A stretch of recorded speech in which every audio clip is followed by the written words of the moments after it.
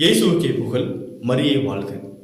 இயேசுவில் அன்பிற்குரியவர்களே, தவ காலத்தினுடைய 2வது வாரம் செவ்வாய்க்கிழமையில் நாம் இருக்கிறோம்.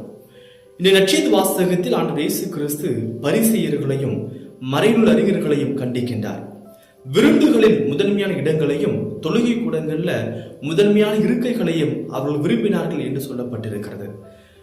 விருந்துகளுக்கு இந்த பரிசேயர்கள் போனார்கள் அப்படின்னா, எடுத்துக்காட்டாக ஒரு திருமண வீட்டுக்கு போறாங்க அப்படின்னா, திருமண வீட்டில் மணமக்களுடைய அருகில் முதன்மையான இடத்தில் அவர்கள் இருக்க வேண்டும், அவர்கள் கவனிக்கப்பட வேண்டும், அவர்கள் பெரியவர்களாக மதிக்கப்பட வேண்டும் என்று அவர்கள் விரும்பினார்கள். அது மட்டுமல்ல, தொழுகை கூடம் என்பது ஜபத்திற்கான ஒரு இடம். இறை வார்த்தையை அவர்கள் ஆழமாக சிந்திப்பதற்கான, இறை வார்த்தை எடுத்து கூறுவதற்கான ஒரு இடம். ஆனால் இந்த பரிசேயர்கள் அங்கு முதன்மை இடத்தை தேர்ந்து கொண்டது ஜபிப்பதற்காக அல்லது இறை வார்த்தையை கேட்பதற்காகவோ கிடையாது. மாறாக மக்கள் எல்லோரும் தங்களை பார்க்க வேண்டும் என்பதற்காக. ஏன் அப்படின்னா, தொழுகை கூடத்துல முதன்மை பெறாதவர்கள் கடைசியிலும், முதன்மை பெறக்கூடியவர்கள் முன்பாகவும் இருந்தார்கள். இப்ப எல்லோருடைய கண்களும் நான் வந்திருக்கிறேன் என்பதை அறிந்து கொள்வார்கள்.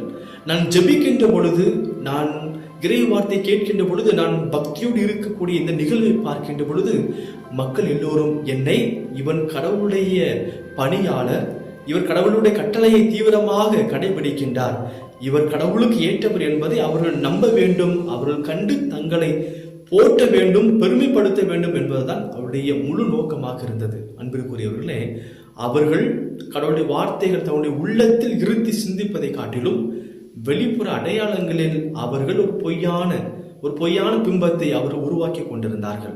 இன்னைக்கு சிந்தித்து பாருங்கள். இன்னைக்கு எப்பொழுதெல்லாம் பிறர் பார்க்க வேண்டும் என்று நான் ஒரு காரியத்தை செய்கின்றனோ, அப்பொழுதெல்லாம் நானும் பரிசேயனாக வாழ்ந்து கொண்டிருக்கிறேன். பிறர் என்னை பாராட்ட வேண்டும், பிறர் என்னை புகழ வேண்டும் என்பதற்காக செய்யக்கூடிய ஒவ்வொரு செயலுமே இயேசுவால் கண்டிக்கப்படக்கூடியது. எனவே இந்த தவக்காலம் என்பது நாம் செய்யக்கூடிய ஒவ்வொரு செயலும் கடவுள் மீது அன்பு கொண்டு செய்வதற்கு நாம் முயற்சி எடுப்போம். இறைவன் உங்களையும் குடும்பத்தையும் நிறைவாக ஆசீர்வதிப்பார். God bless you.